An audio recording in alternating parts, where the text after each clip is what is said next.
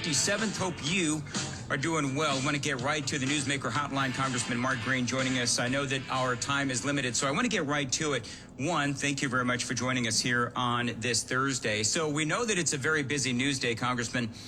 What's your initial reaction to Hunter Biden's plea deal falling apart? We know that, we've got Kevin McCarthy, even before all of this was going on, talking about an impeachment inquiry.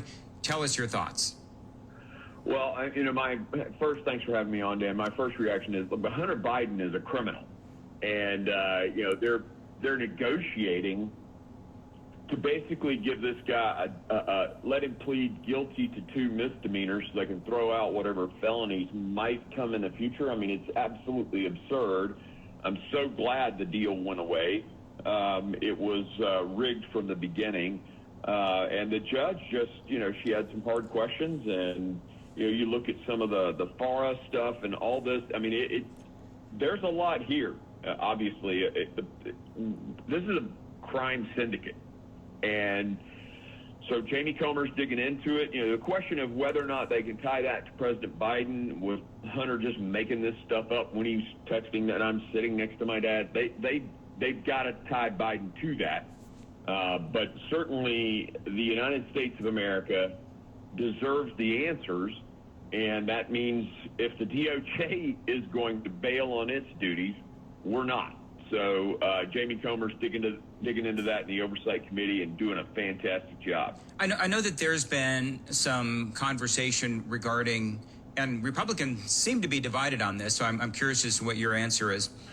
Sure. But there's discussions regarding having a special counsel look into all of this Hunter Biden stuff. And some Republicans say that should happen. Other Republicans are more inclined to say, no, let James Comer and Jim Jordan do their jobs and continue the investigation because, and I would say, let's face it, they're doing a phenomenal job in uncovering, the suspicious activity reports and so forth. So it just seems to me like they're doing a great job. So do we need a special counsel? Well, I wouldn't be against a special counsel. I think the American people want to know that the DOJ is working, and a special counsel would be an opportunity for the DOJ to step up, because the special counsel would still work for the Attorney General. That's kind of how that works, right? Mm-hmm. So, I'm for that, but I'm also for Jamie not letting go. I mean, Jamie's got to continue to dig in because, quite frankly, you can't trust the DOJ right now, and but for their own credibility, I'd love to see a special counsel come in there and do some investigating too. What are the questions that a lot of folks have, and the left? They keep saying there's no evidence, there's no evidence, there's no evidence. Which, I mean, I know that they know that there is evidence. I mean, they can't be that dumb, right? So they just keep saying there's no evidence because they hope that the American people will believe them. But behind the scenes, from your vantage point in the House of Representatives, Congressman Mark Green, you tell me, do the Democrats understand that there is evidence, and a lot of it from the IRS whistleblowers to the FBI agent corroborating with what the IRS agent said, to all of the other things that we've seen, again, regarding the suspicious activity reports, the multiple family members of the Biden family where they're getting all of this. I mean, I could go on, but do they understand that there is evidence? So, it's very interesting. I have acquaintances over there, but they're not that kind of acquaintance where, there are a couple of guys that have said, yeah, this looks bad, but they won't take it any further than that. And so